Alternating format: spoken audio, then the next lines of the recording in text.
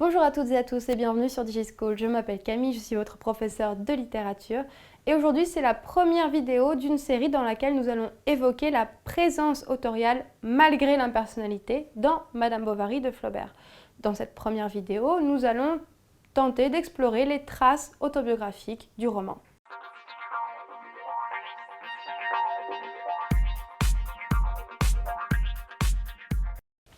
Rappelez-vous, lorsque Flaubert commence à rédiger Madame Bovary, il met en place une théorie de l'impersonnalité, une forme d'exigence narrative selon laquelle l'auteur devrait effacer sa propre présence du texte qu'il écrit. Il doit effacer tout élément qui permettrait de l'identifier en tant que personne. Il faut qu'on puisse sentir l'auteur dans son texte, mais qu'on ne le voit pas.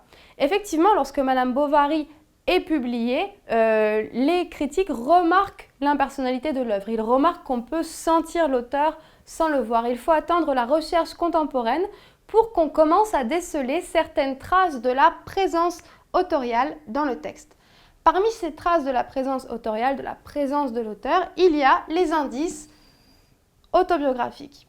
Il y a deux formes d'indices autobiographiques dans Madame Bovary, ceux qui sont effectivement présents dans le texte final et ceux qui ont été envisagés avant d'être effacés, probablement pour correspondre justement à cette volonté d'impersonnalité.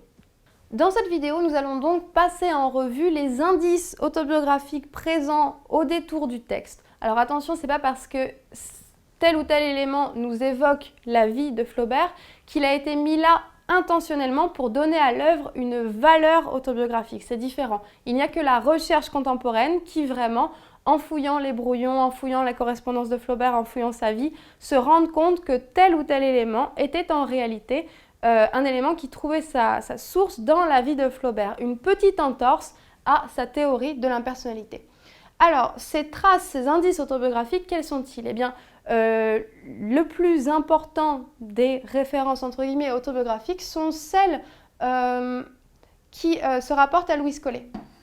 Alors Louise Collet, rappelez-vous, c'était l'amante de Flaubert, ils ont eu une liaison orageuse, ils ont rompu une deuxième et dernière fois durant la période de rédaction de Madame Bovary. Et dans Madame Bovary, Flaubert va glisser quelques références à Louise Collet. C'est le cas principalement de l'épisode du saut à Morne-le-Corps. Alors rappelez-vous, lorsque Emma entame sa liaison avec Rodolphe, elle lui offre un cachet à Morne-le-Corps qui sert donc à cacheter les lettres. Plus tard, lorsque Rodolphe décide de quitter Emma, il lui écrit une lettre de rupture et ensuite, c'est à la page 280 du livre, cherchant à cacheter la lettre, le cachet à Morne-le-Corps se présenta. Cela ne va guère à la circonstance. Ah, bah, n'importe. Donc Rodolphe, qui à ce moment-là incarne d'ailleurs certains traits de Flaubert au moment de sa propre rupture avec Emma, va sceller la lettre de rupture à Emma avec le cachet à Morne-le-Corps. Or, ce cachet à Morne-le-Corps, il avait été donné dans la vie réelle à Gustave Flaubert par Louise Collet. Celle-ci, à la lecture de Madame Bovary, va d'ailleurs reconnaître tout de suite la référence à elle-même et écrire en vengeance un poème qu'elle publiera dans un journal, en vengeance à Flaubert. Une autre référence possible à Louise Collet, c'est la promenade en voiture, donc au début de la troisième partie de Madame Bovary. Rappelez-vous cette fameuse promenade en voiture érotique entre Léon et Emma. On sait que lorsqu'ils ont commencé leur liaison, donc ils se sont rencontrés chez James Pradier, Louise Collet et Gustave Flaubert se sont eux-mêmes promenés en voiture au bois de Boulogne. Donc il y a peut-être un écho ici. Comment expliquer ces entorses à l'impersonnalité, ces petites références à Louise Collet? Eh bien, là, c'est pas seulement pour donner un peu plus de véracité à son texte, c'est peut-être un petit pied de nez à Louise Collet, on peut le concevoir comme ça. On retrouve une trace autobiographique dans la scène de l'opéra Lucie de la Mer Morte qui se situe à la fin de la deuxième partie du roman. Rappelez-vous, Emma et Charles se rendent à Rouen pour voir ce fameux opéra et ils y retrouvent par hasard Léon. Or, il s'agit d'une trace autobiographique dans la mesure où Flaubert avait lui-même vu cet opéra à Constantinople lors de son voyage en Orient en compagnie de Maxime Ducamp. Pourquoi choisit-il d'inclure un opéra qu'il a lui-même vu dans ce roman? Ici, on peut écarter la piste autobiographique en tant que telle. Il ne fait pas ça pour raconter lui-même sa propre vie. Il est plus probable que le fait d'inclure Lucie de la mer mort ait à voir avec ses exigences de réalisme. Disons que puisqu'il connaît l'opéra, il peut le décrire mieux qu'un autre opéra qu'il n'aurait pas vu. Il est également probable qu'il ait choisi Lucie de la mer mort en raison des possibilités de mise en abîme narrative que constitue cette référence et également des possibilités de jeu de mots ironiques avec le titre de l'opéra. Effectivement, Lucie de la mer mort, c'est comme Lucie de la mort amère, et la mort amère, c'est la mort par arsenic. Or, Emma, effectivement, mourra par arsenic, à cause de l'arsenic. Donc vous voyez ici, ces entorses à l'impersonnalité n'ont pas forcément une visée autobiographique directe. D'autres traces autobiographiques sont présentes dans le roman, non pas parce qu'elles constituent des clins d'œil autobiographiques à la propre vie du romancier, mais plus parce qu'elles lui permettent de décrire plus précisément un événement qui autrement lui serait difficile de décrire. C'est le cas notamment lors du passage de l'enterrement d'Emma.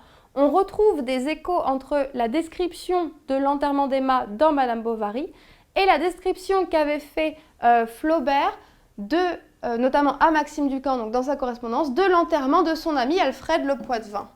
Donc on va faire une petite comparaison. Ainsi, dans la lettre à Ducamp, qu'on retrouve à la page 104 de la correspondance en folio, on l'a porté à bras au cimetière. Placé derrière, je voyais le cercueil osciller avec un mouvement de barque qui remue au roulis. Et ensuite, dans le texte de Madame Bovary, à la page 433, les porteurs fatigués se ralentissaient et elle avançait par saccades continues comme une chaloupe qui tangue à chaque flot. Ici, vous voyez la reprise de la métaphore de la barque ici qui devient une chaloupe. C'est quand même pas anodin. Autre exemple, dans la lettre à Ducamp, quand le trou a été bouché, j'ai tourné les talons et je m'en suis retournée en fumant, ce que Boivin n'a pas trouvé convenable. Puis, dans le texte de Madame Bovary, le père Rouault, en revenant, se mit tranquillement à fumer une pipe, ce que Homais, dans son fort intérieur, jugea peu convenable. Donc ici, on a effectivement la fumée et le fait d'être convenable ou non. Donc dans le cas de cette comparaison entre l'enterrement d'Alfred et l'enterrement d'Emma, il est à parier que Flaubert voulait décrire plus précisément le mouvement du cercueil, par exemple. Et c'est pour ça qu'il a choisi de reprendre une description qu'il avait auparavant exploitée dans un épisode autobiographique. Parfois, ces traces autobiographiques sont tellement infimes on voit qu'elles étaient présentes dans l'intention de rédaction de Flaubert, mais qu'elles ont été effacées, on ne les retrouve pas dans le texte final de Madame Bovary. C'est le cas par exemple du bal. Vous savez que le bal de la Vaubyessard va avoir pour Emma un effet marquant sur sa vie. Eh bien, certains critiques, certains commentateurs l'ont rapproché d'un événement dans la vie de Flaubert lorsqu'il était jeune. Il s'agit du bal du Héron, qu'il a raconté dans une lettre à Louis Bouillet datée du 13 mars 1850. Je marchais poussant mes pieds devant moi en songeant à des matinées analogues, à une entre autres chez le marquis de Pomereux au Héron après un bal. Je ne m'étais pas couché et le matin j'avais été me promener en barque sur l'étang tout seul dans mon habit de collège. Les cygnes me regardaient passer et les feuilles des arbustes retombaient dans l'eau. C'était peu de jours avant la rentrée, j'avais 15 ans. On perçoit dans ce texte une dimension initiatique du bal du Héron pour Flaubert, tout comme le bal de la Vaubyessard aura une dimension initiatique pour Emma dans Madame Bovary. Enfin, dernier indice autobiographique que nous discuterons dans cette vidéo, il s'agit des références à l'épilepsie. Alors c'est un thème très discuté évidemment chez les flaubertistes. L'épilepsie est une image autobiographique centrale pour Flaubert. En un sens, elle est initiatique. Alors rappelez-vous que lorsqu'il faisait ses études de droit, il regrettait de faire des études de droit puisqu'il voulait finalement écrire. Et un jour, presque par chance, lorsqu'il rentre à Croisset, il est victime d'une crise de convulsion que certains ont attribuée à l'épilepsie, mais c'est très très discuté aujourd'hui. On pense que finalement, il n'était pas vraiment épileptique. Or, les premiers brouillons de Madame Bovary comprenaient non pas un, mais bien deux passages décrivant des crises de convulsions qui s'apparentaient à de l'épilepsie.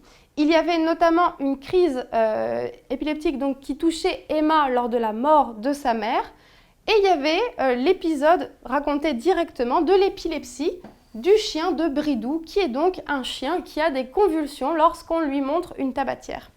Finalement, Flaubert a dû juger que ces passages n'étaient pas conformes avec sa théorie de l'impersonnalité et il les a supprimés. Il n'est resté de l'épilepsie qu'une simple allusion au chien de Bridou, donc qui tombe en convulsion lorsqu'on lui montre une tabatière. Voilà, c'est tout pour aujourd'hui. Merci d'avoir regardé cette première vidéo sur la présence autoriale dans Madame Bovary. N'hésitez pas à consulter les autres et à très bientôt sur DigiSchool.